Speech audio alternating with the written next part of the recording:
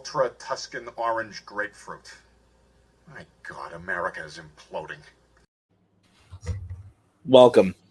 Welcome to Fanzone. This is the final match of round 2 of the Fanzone tournament, which has been going on for as long as I can remember.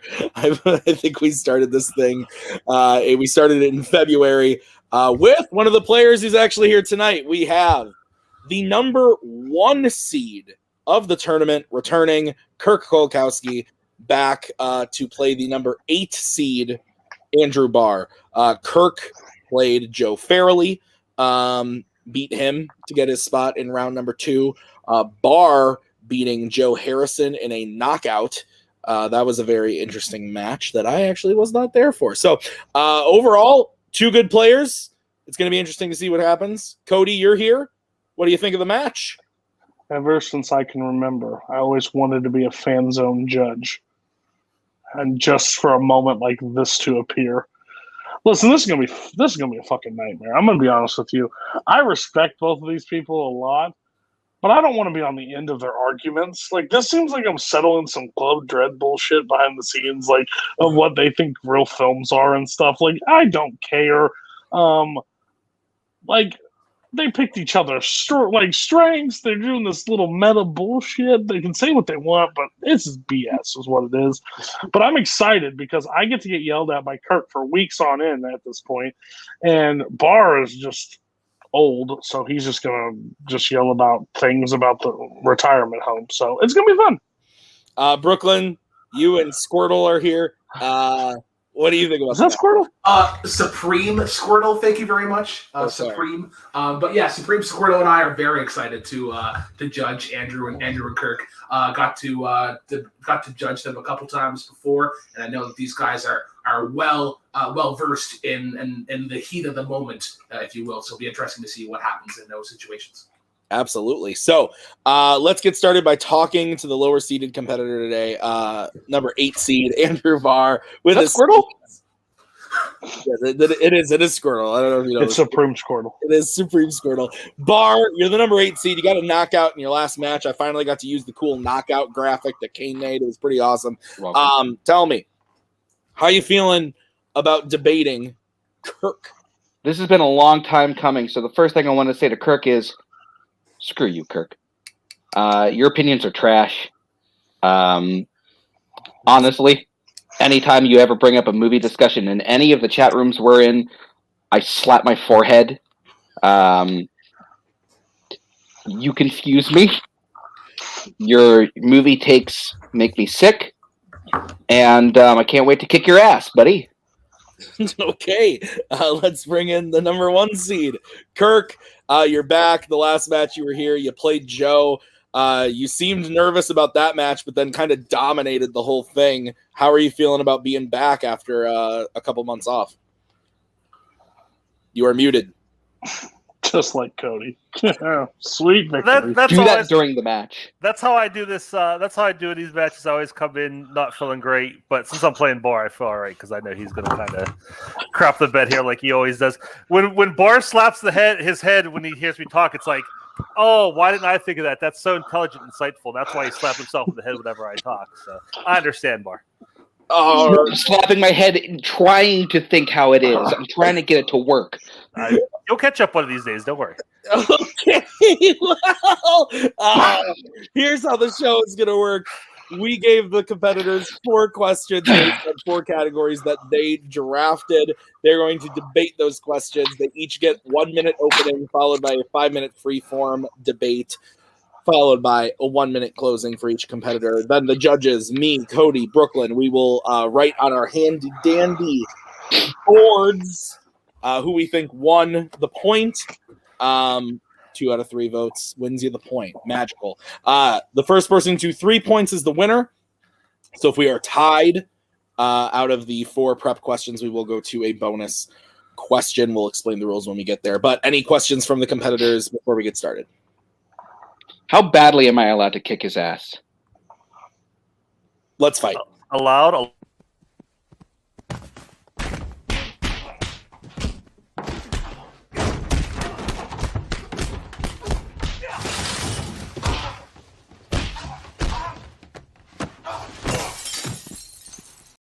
cut off Kirk, and I feel bad because it sounds like it was going to be something funny. But let's get started with question number 1. This is going to be in the category that Kirk drafted. It's going to be in the category of Worlds of DC/DC. And the question is, who is the worst character in a Batman movie? So Kirk, you drafted this, so you get 1 minute to open your argument when you start talking. I will come in and give you a 10-second countdown when the time comes. Okay.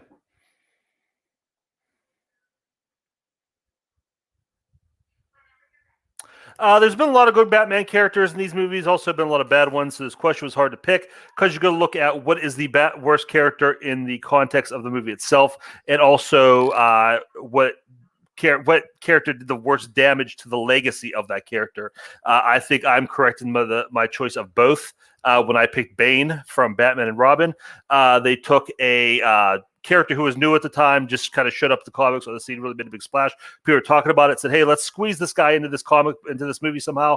And it was a complete disaster. Not only did they completely get the character wrong, but it is just a very stupid character in a very stupid movie. It takes all the worst elements of that movie and just exacerbates it tenfold.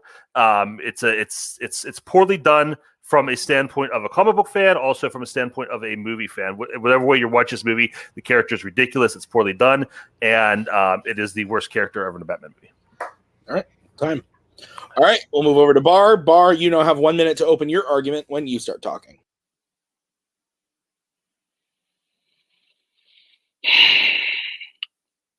I picked a character that's not only completely insulting to the Batman legacy, but it's just completely insulting to moviegoers in general. I picked Dr. Chase Meridian from Batman Forever, that trash movie. Nicole Kidman is a great actress, but my God, she is flailing about in this movie. She's just a plot point to move things along.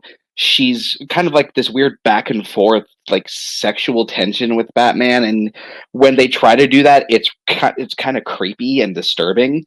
And like she's supposed to be this brilliant mind, but like some of the things that she comes up with, like literally anybody could have said the exact same thing, and like it wouldn't have mattered. So she's a complete waste of space in a movie that's already bad, and she's just making the movie worse. Plus, she's a pretty original character, so she's not trashing the legacy of anything, which we'll argue about later. All right. I'll use my time. All right. Bane, Chase Meridian. 5 minutes of freeform when one of you starts talking. Please don't talk over each other, or I'll come in Make no promises and hit you with a stick, and I'll come in with a 1 minute warning. Kirk, I want to talk about this whole thing of trashing Bane's legacy. He was a relatively new character. There was no time for like a trashing of a legacy with this character. Plus, with he's always kind of a goon. He's in all of the movies that he's ever in. He's always kind of the stooge. So it's not that new. Did you see Dark Knight Rises? He's not a goon at all. He's a brilliant strategist. He's the equal of Batman. He is the guy that comes in. I mean, I'm not a huge fan of Dark Knight Rises, but they get the character right, at least that he is the equal of Batman. He can outsmart Batman. He can outdo Batman when it comes to physicality. What they did with this character, he was, like you said, he was a new character, but he had already established a legacy. He took down Batman. He was the first villain to ever take down Batman, make Batman want to quit, make Batman give up. And then, they dedicated, a year and a half worth of storylines to this character. And because of that, they tried to squeeze him into the movie and, completely got the whole thing wrong. You're confused because at first you said that Chase Meridian did tarnish the legacy of Batman. Then you said she didn't. So I'm not sure where you're coming from that. This is a new character, relatively innocuous. The love interests are usually pretty weak in this movie, but she doesn't do anything to make the movie worse. She's just kind of there. She's on par. I mean, she gets the tone of the movie. She's right there. Her and Val Kilmer. I mean, whatever you want to say about their chemistry, it matches. They're at the same level. They're played off each other. Nicole Kidman, is putting forth effort. With Bane, he's just a cartoonish monster. It's ridiculous. Kirk, all of the villains in Batman and Robin are cartoonish monsters. And by the way, he's Talia al Ghul's goon in The Dark Knight Rises, so he is still someone else's goon in that movie. Also, with Dr. Chase Meridian, the whole the moment where the scene where she lights the bat signal and it's just there to get Batman's dick is like, come on, that's insulting to the entire series. Like all of the other women in Batman's life have actually been really interesting. Like Vicky Vale is actually a pretty interesting character, but with this, it's just like, ooh, you wear black leather. And like her dialogue is atrocious in this movie. The whole, what is it about the wrong kind of man as the get piercings in elementary school and blech. The dialogue of this movie in general is terrible. She's not definitely not the worst culprit of this. And like the whole like weird sexual tension. Did you see Batman Returns? I mean, that was kind of like a theme of the series, was like that weird like sexual like S&M relationship with the other female lead. That's just how it is. And these scenes you mentioned, I don't even remember because the character is just kind of forgettable. I do remember Bane dressed up in like the trench coat and the hat, trying to like sneak around and like it working, the costume working. I remember Bane jumping on the board and it actually making the boing sound. I mean, this character is just ridiculous. Everything in that, you're right. Everything in this movie is ridiculous. But at least Schwarzenegger's having fun. Uma Thurman, she's the only one in this movie who understands the kind of movie she's in, so she's hamming up. Bane is just ridiculous. They painted him green, and they just did every stupid thing. They put him in the gorilla costume. There's not a lot there to go on, and he makes that movie worse. But he fits the tone of that movie. I do remember all of that stuff because honestly, that movie is so enjoyable because it's bad.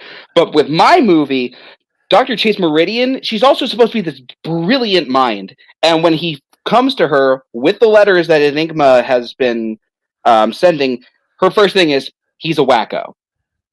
Brilliant deduction, Doctor. Though we couldn't have had someone else with that mind. Okay, but she fits the entire, as I was saying before, she fits the entire tone of that movie as well. She is right there with her and Kilmer on the same wavelength the entire movie. They, like, say what you will about them, one way or the other, they fit each other. They are a perfect match in that movie. They are both kind of just like supposed to be smart, but they're really airheaded. So I mean, that's just the tone of the characters. That's the tone of the movie. She's not the worst part of that movie. She's not the worst dialogue in that movie. I mean, you look at Tommy Lee Jones; he's horrible in that movie. You look at Jim Carrey going way over the top. Chris O'Donnell and his dialogue. I can tell you every character in that movie is worse than her. Bane. There's a lot of stupid stuff going around Bane, but nothing is those moments that I mentioned. There's nothing dumber in those movies. That Bane takes everything stupid in that movie and cranks it up to 11. He is the worst thing in that movie, and he's the worst representation of a Batman villain in the entire series. That makes it better. Because I remember Bane a lot more. With Meridian, she's just there to be a plot point and a key. If you kick me in the nuts, I'm going to remember that. It doesn't mean it was good. Yeah, but at least I felt something. We're getting all sorts of good shit tonight. All right, Barr, you get to close your argument first. You have 1 minute when you start talking. This character is such a tonal whiplash while still being incredibly creepy and like boring at the same time. That face, those lips, that body, like Jesus Christ, I've heard all of this before. You're bringing nothing new or fun to this movie. Like, at least with Bane, I remember him with the stupid hat and the trench coat and enjoying the fuck out of that. And I remember him actually putting the bombs around the thing, going bomb, bomb. And at the time, Kirk's trying to make this argument about trashing the legacy. He was still so new of a character, and it's not like other characters have been adapted into like new characteristics. It's not the first time that's ever happened. With mine, it's a creepy relationship that's so tonally whiplashed, and she's a dumbass. It's not like she brings anything interesting to this movie. Anybody could have said the exact same things as her in this movie, and it would have been the same movie. Time. All right. Kirk, you now have 1 minute when you start talking. I have no idea what Barr's talking about with this tone of whiplash. She fits the tone of the movie perfectly. As far as her relationship and her feelings towards Batman, that's every woman in this series. It's Vicky Vale. It's Catwoman. If you're attracted to a man who wears leather and a cape and dressed like a bat, you're probably a little weird. And that's how she is. She's a little weird. She's a little off. And everybody's a little off in this movie. It's a very it's a weak character, but it's not the worst. Bane is the worst. Bane is disrespectful to the original comic book, and he is disrespectful just to the person watching it because it insults your intelligence how stupid that character is. He was an established character in the comics. He had established himself as a very important character in the Batman's Rogues Gallery, and they just stuffed him into this movie because he was new and they thought it would be cool to put him in there. Completely changed what he was, turned him into a villainous genius to a plant monster, which is just really awful. Worst Batman villain in any of these movies. Time. All right. Let's Jesus. The judges. Man, last match. Call back to last week's match, guys. We got fucking a Vulcan doesn't get you a humpback whale. Tonight we got if you kick me in the nuts, I'm gonna remember it. Doesn't mean it's good, but I felt something. We're getting a lot of good shit tonight. That's my proudest moment ever. Oh man. Judges, are we good? Yeah. All right, I'm going first. I'm going Kirk. I think Kirk did a really good job of explaining why not only Bane was the worst part of an already bad movie, but he also did a good job of explaining why all the other shit that Barr was talking about with Chase Meridian is fits the tone of that movie and isn't as bad as Robin and Tommy Lee Jones, Two-Face, and Jim Carrey and everything. So I give it to Kirk. Cody, where would you have gone? See, I'm still waiting to for my sources to come in and give me information if Kirk likes Batman or not. I think he does. I think there was a little bit of. I think he's wearing a shirt. That doesn't mean shit. Okay, calm down. I went with Kirk because he basically painted the picture on both why he thinks it's the worst, and then he picked I think Barr tried to argue a character that wasn't very couldn't remember, and then didn't do a really good job selling why that makes it worse. So, yeah. All right, Kirk gets the first point. Brooklyn, I see your face. Where would you have gone and why? I also would have went with Kirk. Okay. I think Kirk did a really good job of listening to Andrew's opening remarks and picked up a couple of extra points to add. And you always get me with a balanced argument, and I think Kirk had a really good balance.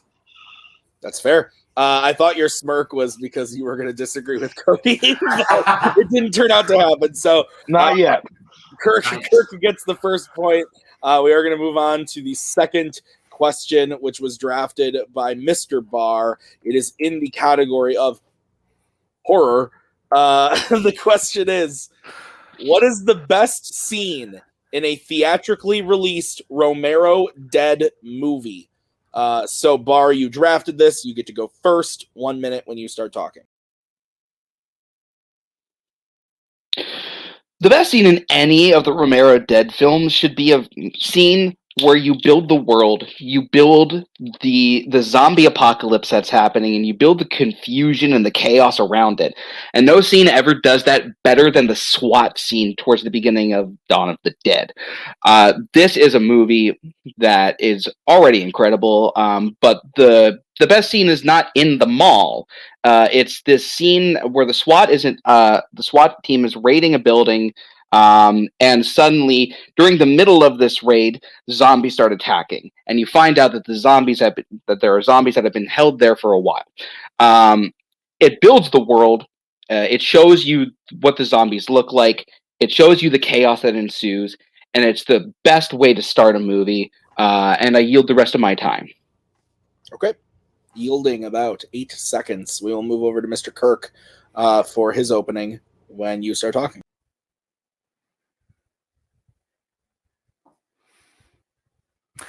For my best Romero scene, I went to the opposite end of the movie Barr picked. I went with the final invasion, the motorcycle invasion of the mall in Dawn of the Dead. I think this movie captures the spirit of Romero's sensibilities in general, but also mostly his take on the zombie world and what that means and how that relates to everything, and what just the absurdity of living in that world and what that means, the absurdity of trying to, control death or, think you can avoid it. That's what all these movies are about. And that's what this movie, this climactic scene ultimate does.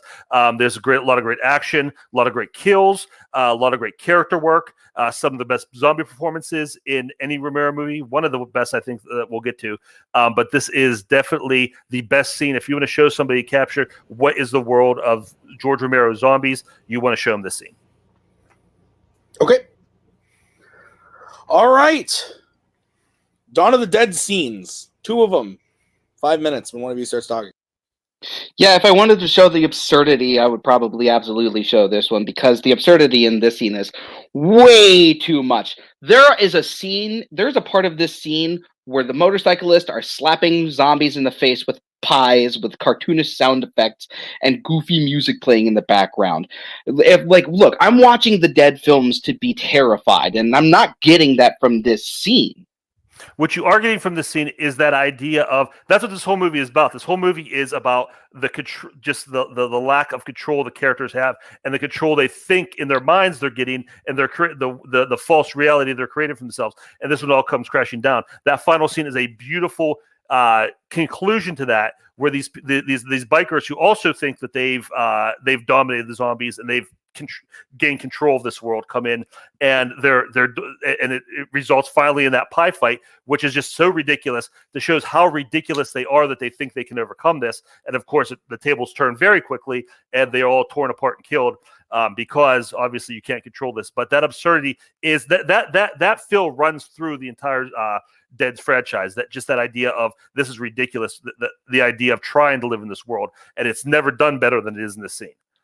Yeah, but you go from this really intense first start of it, where it's hundreds of them coming in, and then you go into this whole thing where they're kind of just shopping, and as I said, the pies.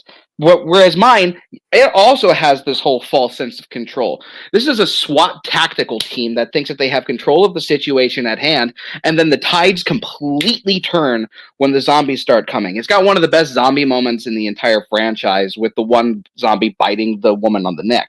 That scene is incredible because it builds to the chaos and the confusion that this world is creating. And the editing and the pacing, it's so much better in the SWAT tactical team, where it's kind of jumbled and all over the place, and you can't focus. I disagree. The first of all, the SWAT team never has control. I mean, that's never an idea. They go in, but they think they do. It automatically goes to hell. And the editing in yours is very choppy. It's really hard to get a sense of place and area and how big it is, what's going on. It's a very claustrophobic, not in a good way. To see what's going on. It's just a lot. Some of the worst acting in the movie from the supporting cast in this scene. Just a lot of yelling and screaming, and the zombies aren't as scary in this part, because again, you're just starting out. And like I said, yeah, you do get this sense, and the rest of the movie just builds on this. This is the first layer of the movie. Yeah, you do get this fear, and then from there you're building. And okay, it's okay, we found a place, we can fortify this, we can live here, we can live normal, we can get our lives back, and it's all facade, it's all fake, and everything you're talking about, the shopping scenes, all that builds that, and it finally builds to my scene, the humor and the absurdity and the violence all mixed together. I also would say, as far as acting goes, I think my scene has the best zombie performance by any actor in a Dead movie, from David Emgry, Flyboy, when he gets turned.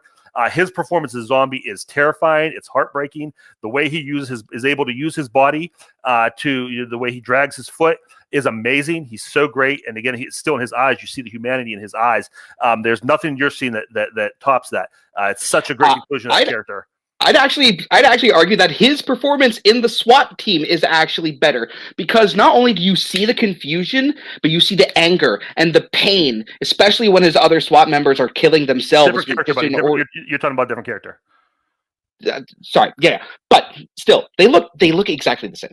But the performance in that scene is actually so much better because of the confusion and the anger and the pain and the skit and the horror that is actually flying around in those eyes. Like I said, I think the acting that is very weak. I think it's a lot of just these. It's a lot of side actors. Real quick, I want to get to something because I don't want to bring it up in my closing. You can argue against it. You're seeing very racist. The minorities are portrayed very badly. There's some very obvious brown face in this scene, and it makes it very, very cringy. Well, also the racist character in that is the first one to get taken down, so there's a message behind that. Also, you were talking about this yelling and screaming. Of course there's yelling and screaming and chaos around. There's fucking zombies! And the editing, actually, the frantic editing and that frantic pacing and that claustrophobia that you said actually builds and intensifies that moment. So actually, the editing and the pacing in my scene works so much better than yours, where it actually like takes dips and like takes time where it's like nothing's happening. I disagree completely. My scene is very well paced, a lot of action, a lot of horror, a lot of comedy. Yours just this happens. All right, Kirk, you get to close your argument first. Okay. 1 minute when you start talking. Getting to the editing that Barr was talking about, his scene, it just this happens, this happens, this happens. There's no thread, there's no connectivity. It's just kind of a sloppy mess of just random things happening. Everything in my scene is connected. The fights, the action, the horror, like I said, the character work in my scene is so much stronger than in his. With both the survivors in the mall and the gang, you have just a lot of really great character moments mixed in with all that other stuff. And like I said, my scene is scary. It is ridiculous, but that ridiculous absurdity leads to the fear because you realize just how insane it is to even try to live in this world and how horrifying it is.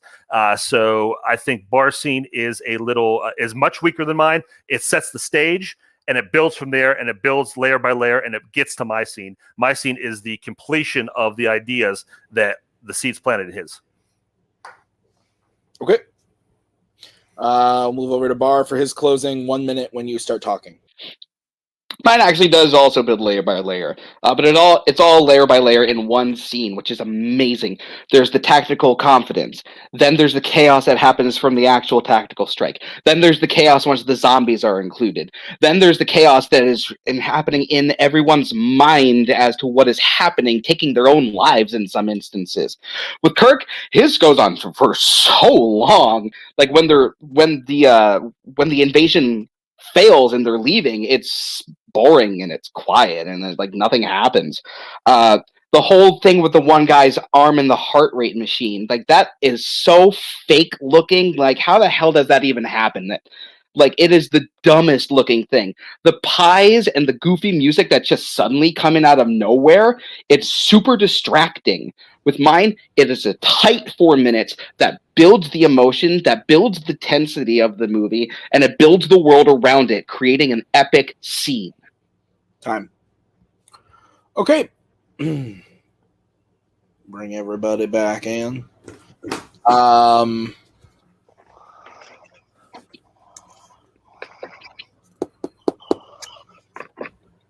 We get to start. Are we good, judges? Yeah. We get to start with Brooklyn because your vote didn't count last time.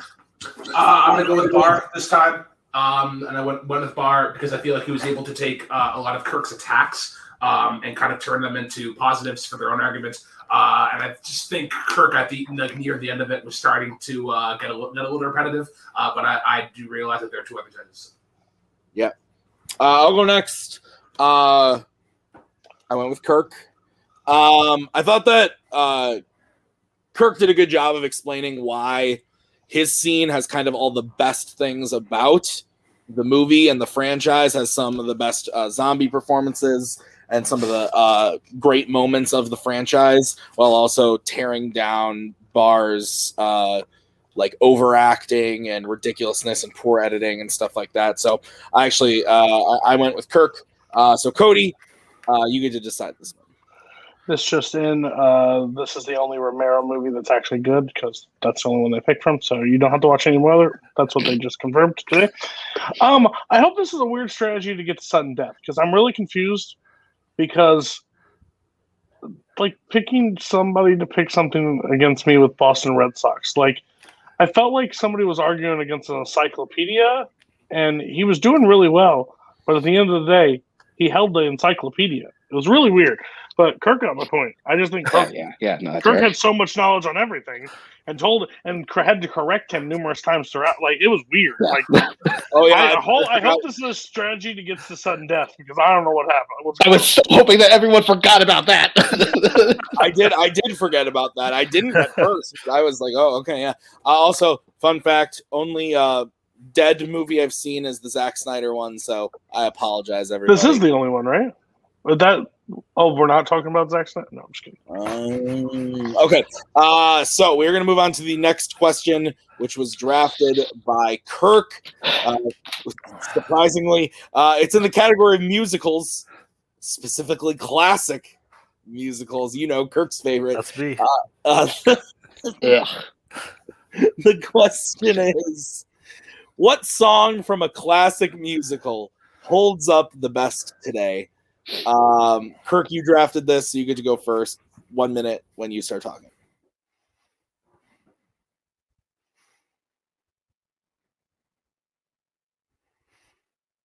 The song from a classic musical that I picked that holds up the best is America from West Side Story. I think America from West Side Story holds up not only as very entertaining, very well done, very fantastic musical number with some very modern energy and modern style. It holds up that way, but also in the message that it entails. It has a very modern, very poignant message of America and what America promises versus what America delivers. And I think that's very much still an issue, obviously, that is, near and dear to a lot of people. It's, everybody deals with that at some level, whether you are, new to the country, you've been here a while. It's America's a complex place. I think this song and this number really captures that in a very lively and entertaining way that still definitely holds up, whether you just want to be entertained, enjoy a fun song and dance, or really want to think about some things. Okay. Let's move over to Barr. Barr, 1 minute when you start talking.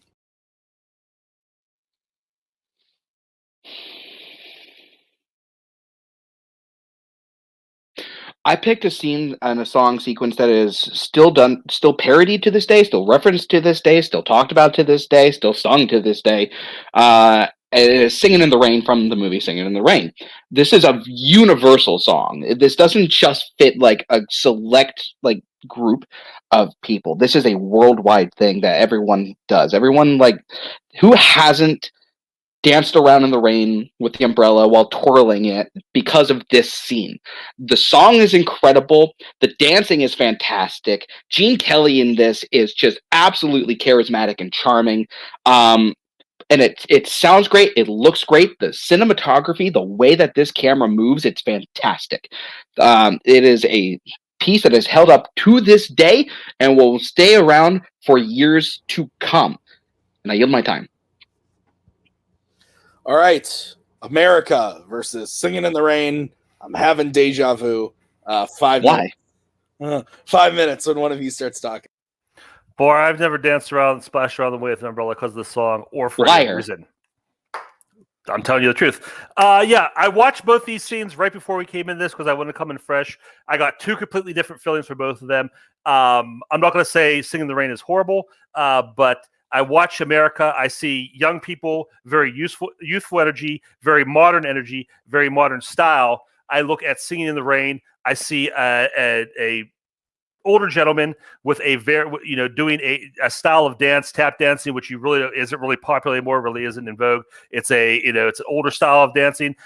His style, what he's wearing, his clothes, he even has that old crooner style voice, which really isn't, it's not bad, but it's a relic. It's not something that's around today. America is you could show this to kids right now and they'd buy into it. I show this, my daughter watches West Side Story and she is very much into this, the movie in general, but this scene in particular, because just that style and the energy it has.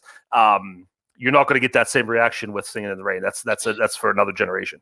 You got two reactions because we've all known about you, Kirk. You can't feel joy. It angers you. That's what you got. Okay. And to say that tap isn't popular, first of all, tell that to all the tap dancing students that I've ever hang out with and took classes with. And a crooner style voice.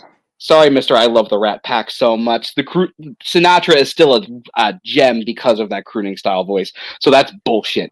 With Singing in the Rain, it's just a more universal song. Like it's about joy and just feeling that joy that you have, even if it's raining outside, and just enjoying the moment that you're in. With yours, I mean, yeah, it touched a moment to a specific group of people, especially for a specific period in time. The whole industry boom in America is not really happening that much anymore. Cadillac Zoom, it's more like a Tesla now. And the ADR in this scene is awful. There's that one scene where the one girl says, "I know you do," and it sounds like it's being sung through a tin can. Everything still sounds and looks amazing in Singing in the Rain. Everything looks and sounds amazing in America, too. I mean, there may be a few spots, but again, there's a lot more moving pieces. That's another thing about movie. It's an entire dance number. You have an entire group of people, and I think there's a higher degree of difficulty with that. With yours, it's one guy, and he's danced around, and he's splashed around in the rain. Mine is much better choreographed, much better. But that's not the point. That's what we're talking about. We're talking about which one holds up the best. You say mine only is for a specific period. Do you watch the news? Do you see what's going on in the world right now? This song is as relevant right now to many people than your song ever is. You show your song to somebody right now, or you're seeing somebody right now, they're going, "Oh yeah, that's cute, that's fun." My scene, it's going to touch people. It's going to have an impact. Like I said, in a very playful and fun way. This movie is this song is a touchstone of what America promises versus what America delivers, the expectation versus the reality, and that rings true for a lot of people. Your song. It's called America, and it's about America, and especially for America at that time period. And you said there's not that many moving pieces with Singing in the Rain. Oh my God, are you insane?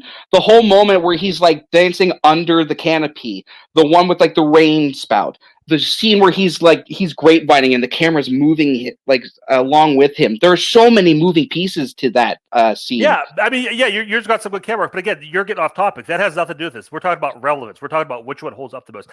Your scene does not hold a candle to mine. My scene is, I watch mine has a very young, youthful energy. The style they wear, like I said, I have a 16-year-old daughter. She goes to school dances. I see these kids, what they wear, they hang out. I go to one of her dances. I see the clothes that they're wearing in this movie. I see the styles. This is a very modern looking movie. And again, I mean, style and everything is cyclical, but this stuff is back. This stuff is in. You watch the scenes from the remake, they're wearing the same clothes because, and let's bring that up. My movie is being remade with my scene because it is so relevant.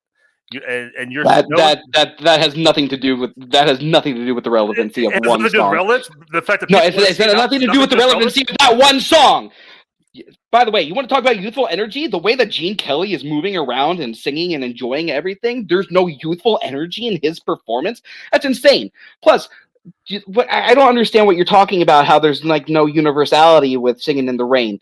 That's how, like, everybody has felt joy at some point as they're singing in the rain and like having that moment as they're walking through, twirling an umbrella. The amount of young people I know that still reference this and like do it for college projects, it's insane. Very nice market there, buddy. That's your little world. All right. We're going to start with Barr. You have 1 minute to close your argument when you start talking. So America, if you listen to it, it is very pitchy. There is a lot of pitchiness in this song, especially the one girl who sings Cadillac Zoom in America. It is pitchy as fucking. Gene Kelly sounds absolutely amazing. Singing in the Rain is a song that like absolutely everyone knows. Everyone references it. People have like still reference it to this day, from Family Guy to How I Met Your Mother and all of these other things. With America, yes, it was relevant to the time, and a specific small subgroup of people, where mine is actually a very universal thing. Like a country like Japan can still connect to this, Uruguay, Canada. Plus, the way that it's shot in this, it's incredible. And we're talking about the scene, not necessarily the song. The scene is incredible with the way that the camera moves and follows Gene Kelly as he's going through these amazing choreography. Time. All right. We're going to move over to Kirk. You have 1 minute to close your argument when you start talking.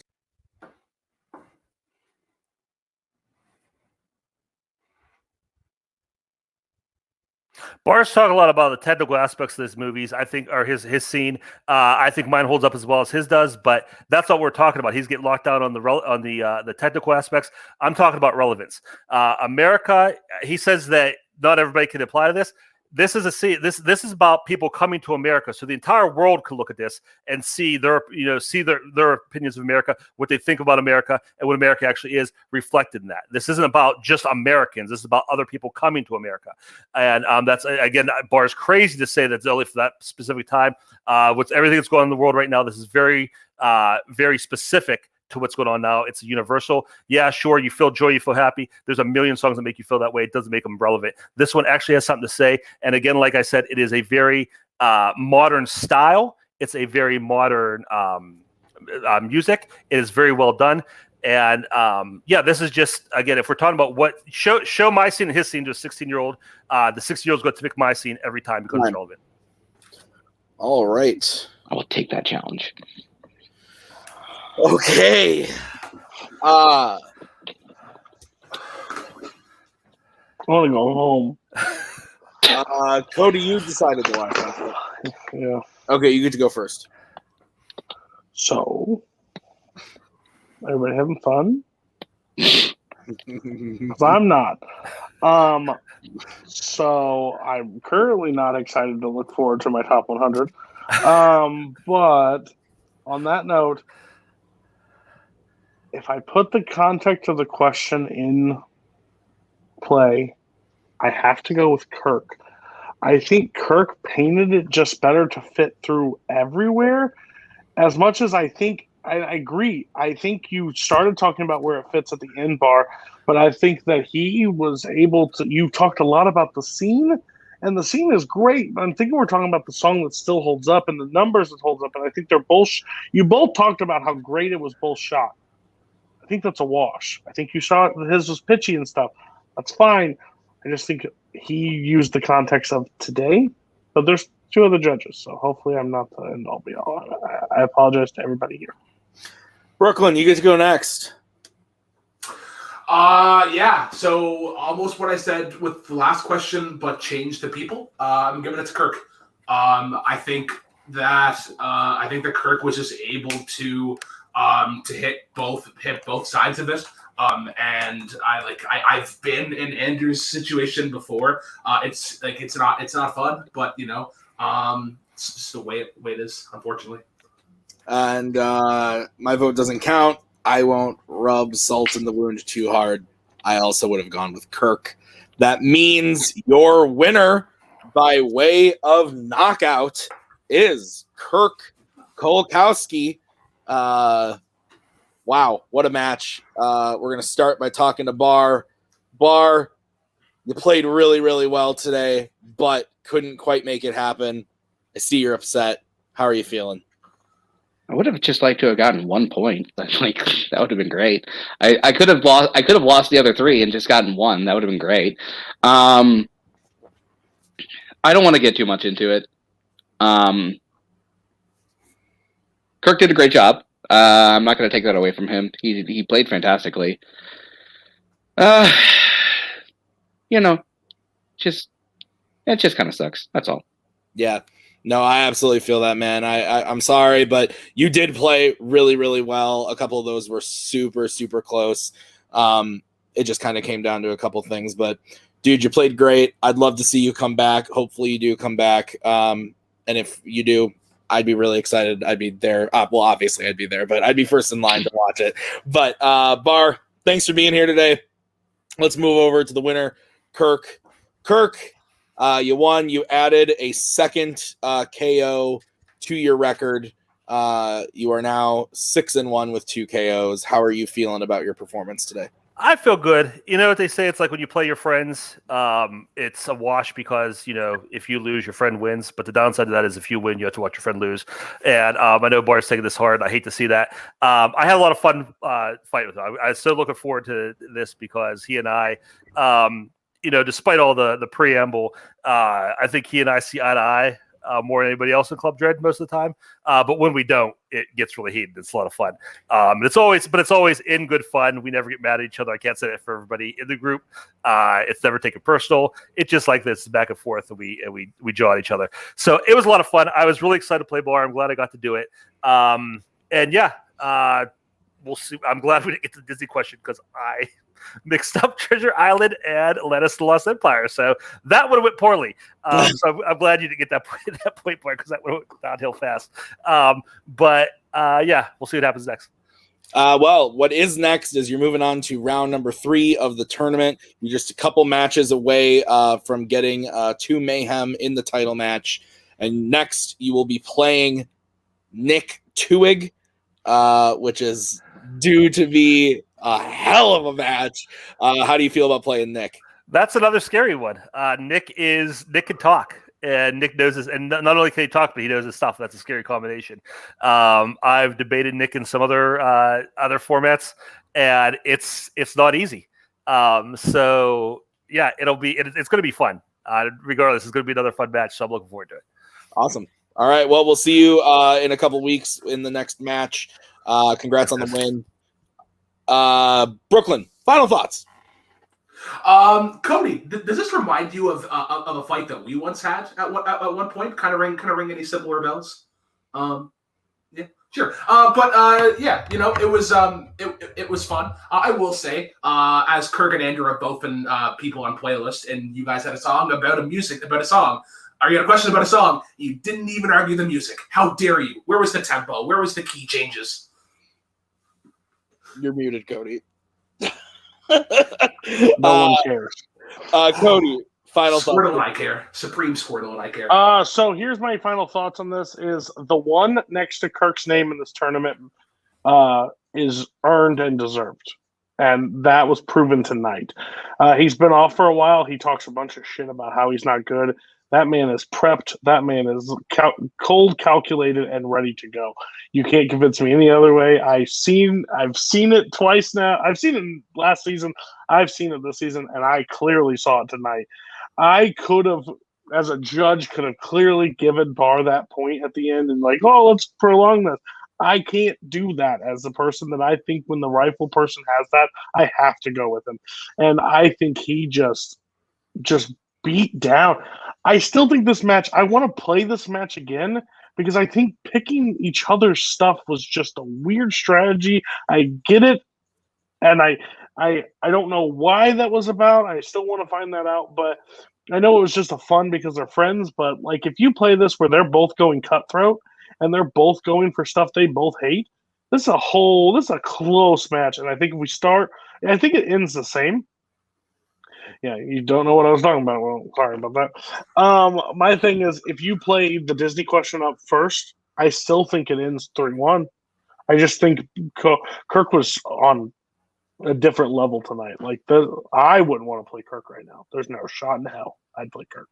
Yeah, if we end up with a Kirk Kowalkowski versus Jacoby Bancroft at Mayhem, I would not be surprised, and that would be one scary fucking match. So we'll see what happens next with Kirk in round 3 when he goes up against TWOHIG. But guys, that's going to do it for us tonight. Like I said, be on the lookout for Kirk versus TWOHIG. It's coming very soon. But next week, we have Amaru Moses going up against Kaleb Koho, also set to be a very interesting match. So we got a lot of great matches coming up in Fanzone. We'll see you very soon. Thank you to Kirk and Barr, Cody and Brooklyn. I have been Tim. We'll see you next time. Bye-bye.